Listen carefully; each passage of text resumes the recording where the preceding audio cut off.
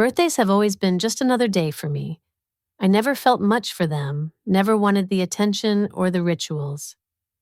My husband would sometimes mark the occasion with a small gesture, usually a joke about my age and a chocolate bar, something simple that made me feel seen without being exposed. I never cared for parties, never posted about another year older, or celebrated being alive. If I'm honest, I only noticed my birthday when someone else reminded me.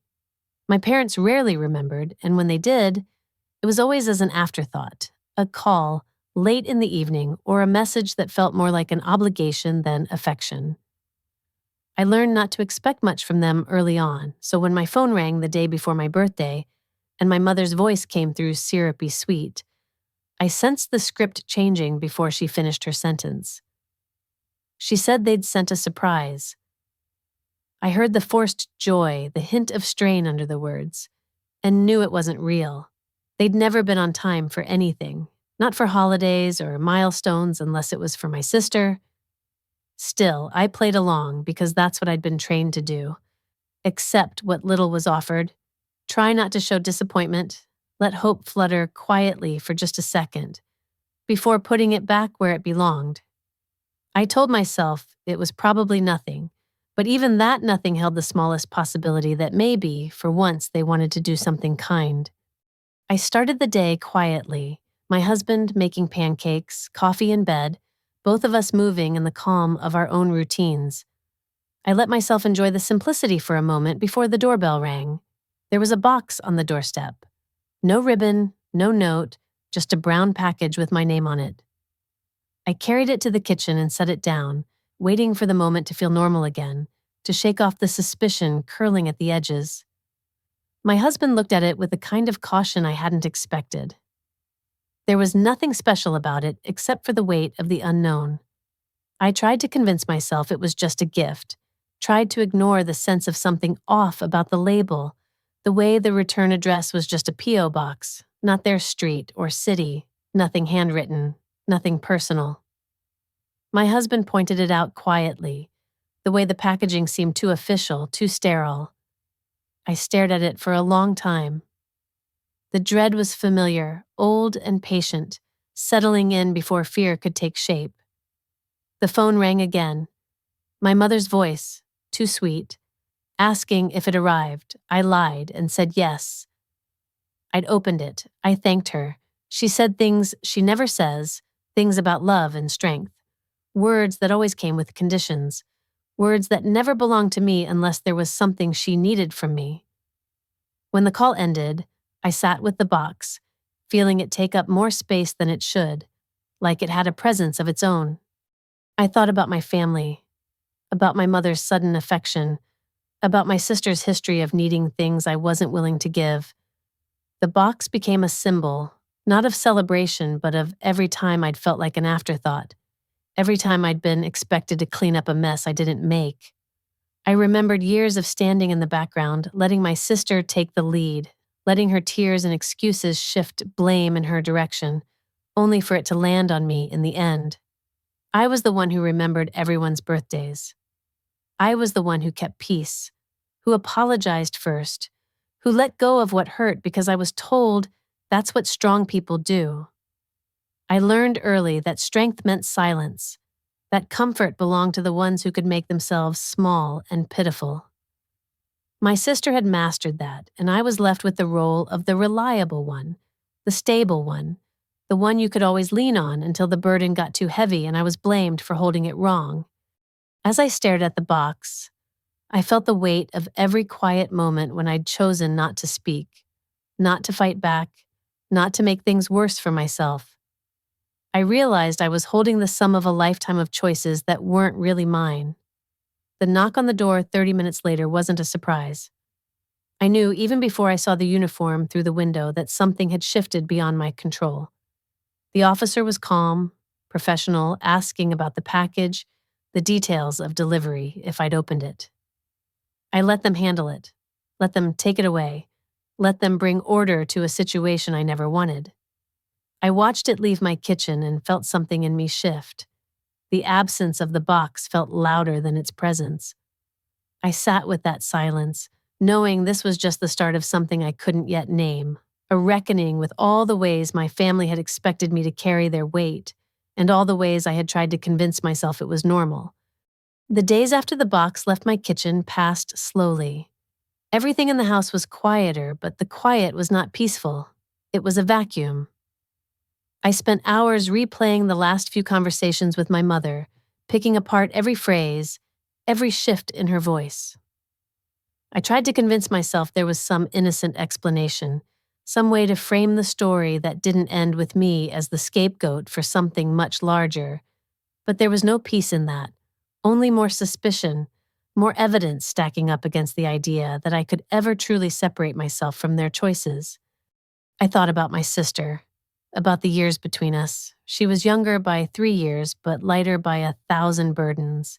She'd always been the golden child, though not because she worked for it or wanted to be the center of attention. She cried easily, and that was her power. She could summon sympathy with a look, draw my mother's concern with a single tremble of her lip. I learned to stay out of the way, to take the blame, to accept that some people moved through life cushioned by the softness of others' forgiveness, while the rest of us learned to harden ourselves against it. I remembered the little things that added up to a lifetime of being second. A vase shattered in the hallway when we were children. Ellie standing over the pieces, her face already a mask of innocence, ready for the role she was born to play. I walked in, and without a word she pointed at me. It didn't matter that I hadn't touched it. My mother looked at me like I was a problem she had to solve, not a daughter she wanted to comfort. I went to my room. Ellie got a treat. This was the rhythm of our family, an endless pattern of accusation and reward, guilt and absolution, always landing in the same hands. Later, my favorite sweater ruined, my sister blaming me for not warning her it was special. My mother nodding in agreement. Why didn't I hide it better? Why didn't I protect my sister from herself? Each time, the lesson was the same. Truth didn't matter, only the feeling it created. Tears carried more weight than facts. By the time we were grown, we were strangers living parallel lives. She found creative pursuits, bounced from job to job, always with a new project that my parents called finding her way. They excused her debts, her failures, her inability to land anywhere stable, because to them she was delicate, not built for the hardness of real responsibility. When she needed money to start a business, I gave it, knowing I'd never see it again. When she wanted to use my address for something temporary, I finally said no. It was a small act of resistance, but it changed everything. My parents pulled away. My father sent an email about not supporting family. My sister stopped talking to me. I told myself I didn't care, but I felt the loss anyway. I told myself that peace was better than chaos, that I was building something worth having by not letting them into my life anymore. But families find their way back in, sometimes through the smallest cracks. That box was proof. It was a reminder that I would always be the one expected to handle what others wouldn't. It was never about generosity or celebration. It was about utility. I was the one with a stable address, a predictable routine, the one you could count on to do what needed to be done, even if it cost me everything. That's why the box arrived at my door on my birthday, disguised as a gift.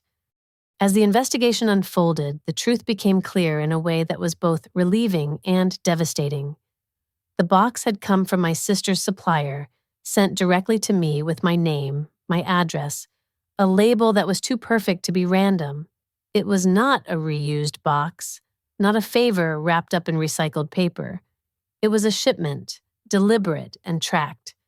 When the officers opened it, they found exactly what I feared, not a birthday present, but a collection of items linked to something bigger, evidence in an ongoing case. My name was already attached before I even touched the package. I replayed every step in my mind, looking for the moment I could have stopped it, the moment I could have seen through the pretense.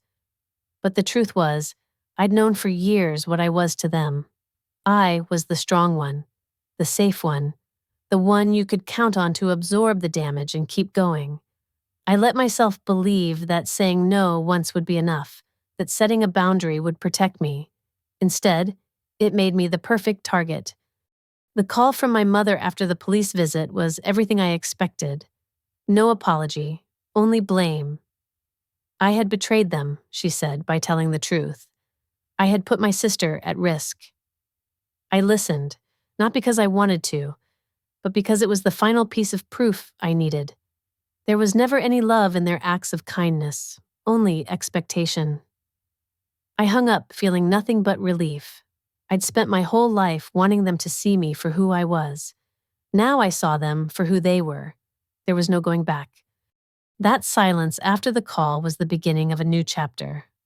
I looked at the empty space on the counter where the box had been and understood. Sometimes you don't get closure. Sometimes you just get absence. And that has to be enough. After the silence settled, it was the small details that started to change first. I began noticing things that had always been there but felt different now. The quiet routine of my mornings. The way sunlight fell across the table. The ordinary sounds of a home untouched by family drama. But beneath that, there was a steady current of anxiety that I couldn't shake. The investigation wasn't over, even if the box was gone. The uncertainty pressed into everything, filling empty spaces with questions I couldn't answer and worries I didn't know how to voice. Days passed, and then the detective called again. The questions were pointed, technical, nothing I hadn't already considered in the back of my mind. My name was on documents related to my sister's business. There were digital signatures, accounts registered in my name, a business license filed with my old address as the return center. It didn't surprise me. I listened to the list of evidence as if it were a checklist of all the ways I'd been used, every favor and document I'd ever trusted to my family now repurposed for something I never agreed to.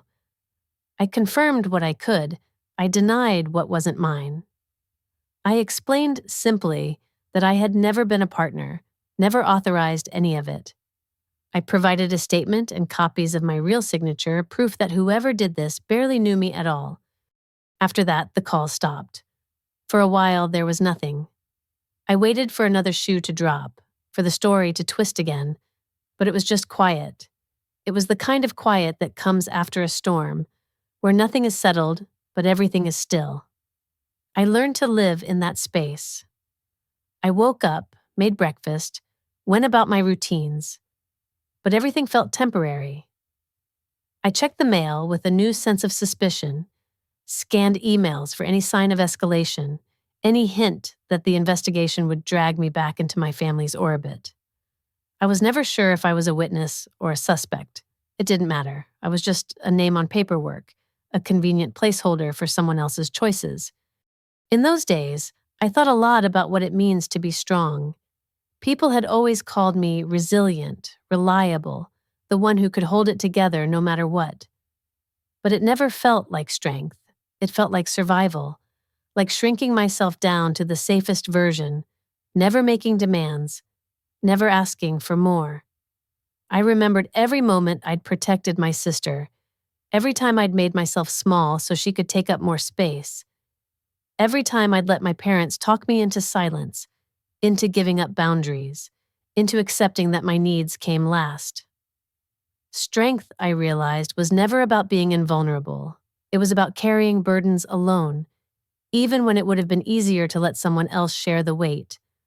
I thought about the years I'd spent chasing their approval, the ways I'd twisted myself into the shape they needed, the hope I'd nurtured that one day they'd see me differently. The truth was, I'd been useful. That was all. The silence from them now confirmed it. I wasn't missed, just absent. I was no longer a resource to be tapped, no longer the fallback plan for their failures. That knowledge didn't comfort me, but it brought a kind of clarity I'd never had before. When the charges finally came, I found out through paperwork and headlines, not from my family. My sister pleaded out, probation, fines, restrictions. My parents took their own penalties, but there were no apologies, no acknowledgments, not even an attempt at contact. I read the court transcripts because I needed to know how my name was used. It was mentioned repeatedly. I was the stable one, the reliable one, the person whose life could be offered up in place of theirs. No one mentioned what that felt like on my side. No one asked how many times I'd cleaned up messes I didn't make. The weight of their choices pressed on me in new ways. I thought about the future, about whether they'd reach out again, about whether I'd ever be able to trust anyone with my name or my kindness. I changed passwords, closed accounts, deleted numbers. I drew hard lines where before there had only been suggestion. I knew this wasn't a resolution, just a new way of living. But even that small sense of control felt powerful. For the first time in my life, I wasn't waiting for permission to protect myself. I was just doing it. I didn't talk about any of this with friends or with my husband, not in detail. The story was too complicated, too wrapped up in old loyalties and betrayals. It didn't feel like something that could be explained, only experienced. I carried it quietly, letting the ache become familiar, letting the silence become a kind of armor. The absence of their voices in my life was a reminder that sometimes survival means leaving people behind, even if they're family, especially if they're family. The shift from waiting to closure was gradual, not marked by any one event, but by a series of moments where I realized I no longer flinched at the sound of my phone. My mother and father never called again. There were no apologies, no explanations, not even a final argument to reframe the story in their favor. The weight that used to settle in my chest every time I saw an unknown number slowly dissolved. In its place was something closer to resignation than relief. I kept expecting anger or sadness to surface, to crash over me in waves, but what came was emptiness. I had spent so many years bracing for impact, for another disappointment, another betrayal, that when it finally ended, there was only quiet. My routines became almost meditative. I got up, made breakfast, watched the light in the kitchen change with the seasons. I found comfort in the predictability, in the routines that belonged to me alone. The world felt smaller, but safer. There was no longer any need to explain myself, to justify my boundaries, to defend the choices I made to protect my own peace. I changed what I could: phone numbers, passwords, emergency contacts. I cleared out old emails, deleted backup files with family addresses and birthdays. The act of erasing their information felt both petty and necessary, a ritual of self-preservation. I reflected often on how easy it is to lose sight of yourself when you spend a lifetime trying to keep other people happy. Every memory with my family felt sharper now, every moment reframed by the knowledge of what they were willing to risk for their own comfort. It was never about me. It was always about what I could offer, how I could make things easier for them, how my existence could be leveraged for someone else's gain. I stopped pretending otherwise. I stopped waiting for them to change. There were days when the urge to reach out was strong. I would catch myself composing messages in my head, lines I wished I could say, questions about why they made those choices, what it meant to them to trade my safety for their convenience, what it felt like to hand over my name as a shield against consequences. But the answer was always the same: silence. I had already heard their side, not in words but in actions. I reminded myself that it was not my job to seek closure from people who had never offered it before. I noticed, too, how others responded to my new boundaries. My husband sensed the difference, though we never discussed it openly. He brought me coffee in the mornings, let me have my quiet. Friends who knew fragments of the story were gentle, careful not to pry, but present in a way that reminded me I was not as alone as I sometimes felt. Even in the absence of family, life filled itself with small kindnesses. I held on to those, letting them accumulate in the empty spaces left behind. Eventually, I learned to live in the aftermath. I accepted that family, for me, was not a place of comfort or refuge, but a lesson in survival. I accepted that love does not always look like kindness, that sometimes protection means walking away. I stopped marking the anniversary of the box, stopped letting that day define the boundaries of my life. It became just another part of the story. Something that happened, something I endured, something I moved through. I let go of the hope that they would ever understand the cost of their choices. I focused instead on the life I was building, quiet and small, but wholly mine. There were moments of regret, but they passed quickly. I learned to grieve for the version of family I never had, rather than for the one I lost. I allowed myself to feel the pain, the disappointment, the anger, but I did not let it take root.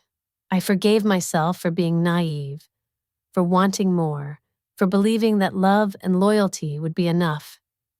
And then I let that go too. I found peace not in forgiveness for them, but in acceptance for myself. I accepted the story as it was, unadorned, unromantic, unfinished. I stopped waiting for a resolution that would never come. I simply lived. Life moved forward in the way that it always does after something breaks. The routines returned, not because I forced them, but because time makes normalcy out of anything.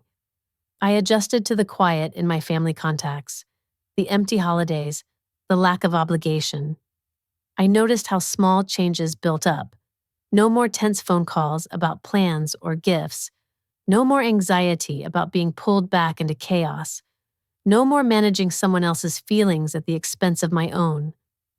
My world shrank to the things I could control, and for the first time, that didn't feel like failure. It felt like safety. Some days, I caught myself thinking about what forgiveness might look like. I wondered if there was a version of this story where I called them, where I allowed an explanation, where we agreed to move past it. But every time I thought it through, the outcome was always the same. They would apologize, not for what they did, but for the fact that I felt hurt. They would offer excuses, explanations about desperation, family loyalty, how they never meant to put me in harm's way. I realized that what I wanted was not an apology, but acknowledgement, a simple admission that my trust was broken because they chose to break it. That was the one thing I was never going to get. So I put my energy elsewhere. I took care of the practical things, the repairs left behind by years of misplaced trust. I spoke to the detective one last time to confirm the details of my statement. I checked my credit report, closed old accounts, updated every document that still linked me to my family name. The process was tedious and lonely. Each form and phone call was a reminder that even after the crisis ended, I was still cleaning up the mess. But I kept going, step by step, until there was nothing left for them to reach through. Over time, the bitterness faded. I stopped telling the story to myself in the middle of the night, stopped justifying my decisions, stopped needing someone else to understand. I saw how my parents and my sister had continued on, unencumbered by the damage left in their wake. I let that realization sting, then let it go. I had no interest in their new lives or how they explained my absence to others. I only cared that I was free. I made new rituals in place of the old. I let myself rest without guilt, spent weekends without checking my phone, allowed quiet to fill my home without trying to escape it.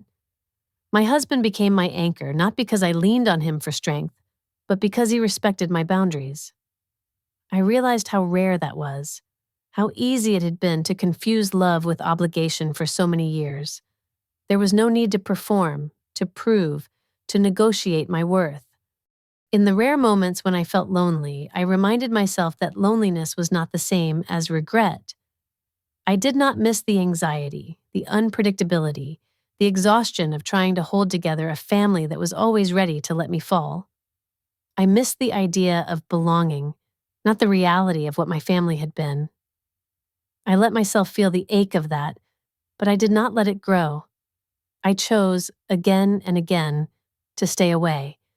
I never expected a new beginning, only a quieter end. I found that the greatest relief came from knowing that nothing more was required of me. I could live without explanation, without apology, without looking over my shoulder. The space they left behind was not empty, it was open. And in that openness, I started to believe in the possibility of peace. The final stage was not dramatic or cathartic. There was no single day when I woke up and felt finished with it all. Instead, closure came in the ordinary way that wounds heal. Not all at once, but through repeated, mundane acts of self-preservation. I learned to recognize the subtle difference between isolation and solitude. My home became a place I could inhabit fully, without bracing myself for interruption or judgment. The space around me filled slowly with new routines, new people, and a new kind of silence, one that was calm rather than tense.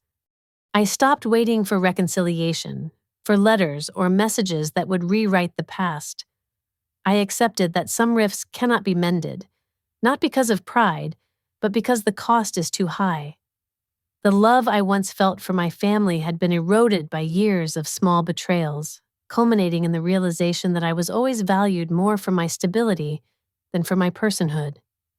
There was a grief in that, but it no longer felt sharp. It settled quietly inside me, something I could carry without resentment. On rare occasions, old memories would return, holidays from childhood, small moments when I believed things might be different, that affection could exist without conditions. These recollections no longer hurt. They passed through me like weather, leaving only a faint sense of loss and a deeper sense of resolve. I let myself acknowledge the disappointment, but I did not dwell in it. I no longer felt obligated to justify my choices to anyone, not even to myself. The people who remained in my life became my chosen family, not out of necessity, but out of mutual respect. I allowed myself to trust again, cautiously at first, then with more confidence. I learned that boundaries are not walls, but invitations for honest connection. I kept the circle small and genuine. The rituals I built with them became my foundation. Shared meals, quiet evenings, words that meant what they said. I found comfort in the ordinary, in the absence of conflict, in the routine of caring for myself and for others who had earned my trust. Occasionally, I wondered if my parents or my sister thought of me, if the story they told themselves had changed, if there was ever regret or even understanding. I realized those answers did not matter. My story no longer depended on their actions or their approval. The harm they caused did not define me, and the peace I found was my own. In time, I understood that survival is not about erasing the past, but about living fully in the present, regardless of what came before. The lessons were clear. I am not responsible for the choices of others. I do not have to sacrifice myself to keep the peace. Love, real love, is not earned by endurance, but by reciprocity and care. I accepted the cost of that knowledge and did not regret paying it. I ended up with a life that was quieter, perhaps smaller, but honest. I no longer looked for validation from people who saw me only as useful. I gave myself permission to move forward, to rest, to choose. The past did not disappear, but it stopped holding me hostage. In the end, peace looked nothing like forgiveness or forgetting. It looked like ownership. My story, with all its complications, finally belonged to me.